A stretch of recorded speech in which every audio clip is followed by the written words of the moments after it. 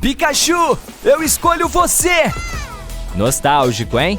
Bem, isso é compartilhado por milhões de fãs do Pokémon em todo o mundo. Quanto ao gênero anime em geral, ele literalmente dominou o planeta e, surpreendentemente, tem muitas características que pertencem à vida real, dando uma visão da verdadeira cultura japonesa. Por exemplo, a comida. Se você já viu o anime, deve ter notado o cuidado com que os animadores descrevem as refeições dos personagens na maioria das séries.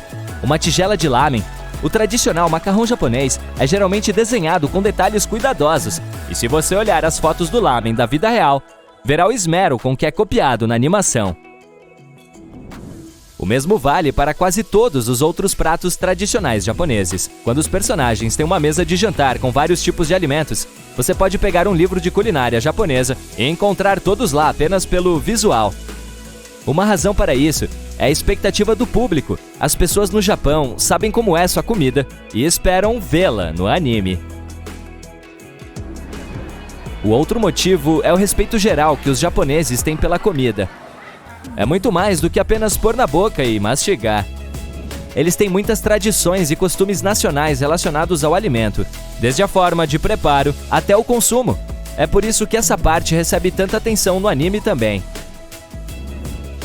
Muitas séries têm os mitos e lendas japoneses como base de suas tramas. Você pode aprender muito sobre as crenças no anime. Por exemplo, muitas séries de fantasia giram em torno de yokai, espíritos que podem assumir diferentes formas e ser maus e benevolentes. Uma das mais populares de todos os tempos, Naruto, também utiliza muitas tradições locais como cenário. Os ninjas, que são os guerreiros e guardiões, realmente existiam nos tempos medievais. Eles não podiam comandar as forças da natureza, é claro, mas eram altamente treinados em artes marciais e frequentemente enviados para operações que exigiam sigilo. A besta de 9 caudas, Kurama, é uma raposa especial que também aparece no anime. Na mitologia japonesa, espíritos dela, ou kitsunes, são seres sobrenaturais cujo número de caudas reflete seu poder e sabedoria. Quanto mais velhos e fortes eles se tornam, mais caudas desenvolvem, e as raposas de 9 caudas são consideradas as mais poderosas de todas. Não é à toa que Kurama era o mais forte do anime. A propósito, o Pokémon também se referiu a esse mito com uma de suas criaturas chamada Ninetales. Obviamente tinha 9 caudas e se parecia com uma raposa. Esse Pokémon apareceu já na primeira geração e foi um dos 100 primeiros. No momento, existem mais de 900 Pokémons no total e o número ainda está crescendo. Tenho que pegar todos eles!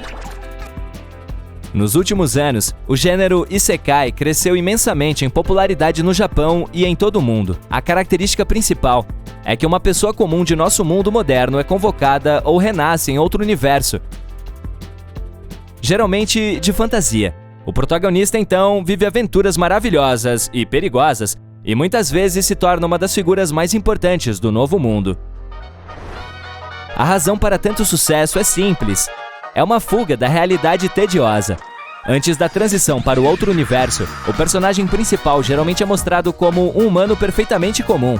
Pode ser um estudante, um funcionário de escritório ou até mesmo um desempregado.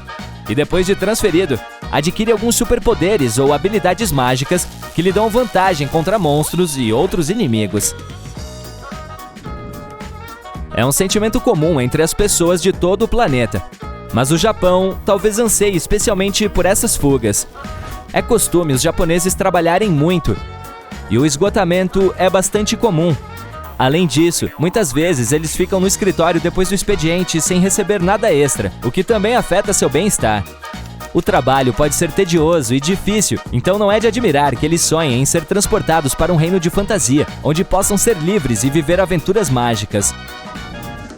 Por falar em trabalho de escritório, você pode imaginar animadores e ilustradores trabalhando em estúdios de anime como alguns caras famosos e ricos. Mas isso está longe de ser realidade.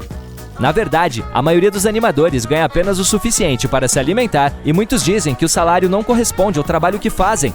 Apesar dos estúdios de anime ganharem bilhões de dólares com seus títulos de maior sucesso, geralmente pagam a seus funcionários apenas o suficiente para sobreviver. É assim porque a maioria dos animadores chega à indústria pelo puro desejo de trabalhar com o que ama. Eles não vão pensando em ganhar dinheiro, mas em ver sua série de mangá favorita ao vivo na tela. Além disso, a abordagem tradicional do trabalho no Japão é sobre nós, não eu. Então, eles se esforçam para o bem coletivo, não para si mesmos. Portanto, não é costume reclamarem de suas condições de trabalho, ao contrário das sociedades ocidentais. Um dos paralelos menos óbvios entre o anime e o mundo real é o cenário usual de quase todas as séries shonen, um gênero específico voltado para adolescentes e jovens adultos em anime. Normalmente envolve aventuras, perigos, uma linha bem clara entre o bem e o mal e personagens vívidos de ambos os lados do conflito. Nesses títulos, o personagem principal geralmente tem que passar por muitos problemas antes de sair vitorioso. Os espectadores o veem treinando duro, lutando contra inimigos cada vez mais fortes e buscando soluções inteligentes para situações terríveis. O protagonista quase nunca é mostrado como alguém especialmente forte. Pelo contrário, seus inimigos são todos mais poderosos e astutos. E é com muito trabalho e perseverança que ele prevalece. A mensagem não tão escondida de todos esses títulos é que você só pode alcançar o sucesso trabalhando duro para desenvolver suas habilidades. Nada de bom vem sem luta, e essa regra pode ser facilmente aplicada à vida real. Também é a regra pelo qual muitos japoneses vivem: quanto mais trabalha, melhor você se torna.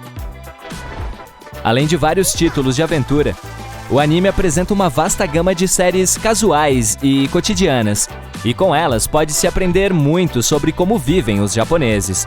Por exemplo, se for um título sobre a escola, pode ser surpreendente ver todas as garotas usando saias, mesmo no inverno. Mas isso é totalmente verdade. As saias fazem parte dos uniformes escolares femininos no Japão. Não é proibido colocar meias quentes por baixo se estiver frio. Saias também são consideradas moda no país, então há muitas japonesas usando, mesmo fora das escolas. E como não faz muito frio nas regiões central e sul do Japão no inverno, elas são comuns até mesmo nessa estação. As sakuras, ou cerejeiras, se espalham pelo país. E assim como são mostradas em muitas séries de anime, as pétalas dessas árvores são carregadas para todos os lados na primavera. Existem até festivais dedicados ao florescimento das cerejeiras.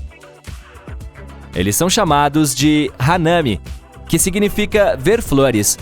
As pessoas vão aos parques e aos campos para apreciar a floração das cerejeiras.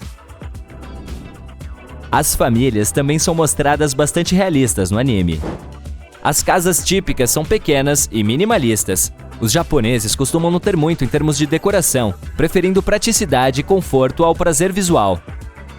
E sim, dormem no chão. Bem, não exatamente, mas em futons ou colchões que colocam direto no chão. Embora as camas não sejam raras, os futons ainda são muito populares. A propósito, é meio que costume limpá-los na primavera, levando-os para a varanda e batendo neles com um pedaço de pau especial. Esses colchões são muito pesados e difíceis de lavar, então essa é basicamente a única maneira de limpá-los depois de um longo inverno.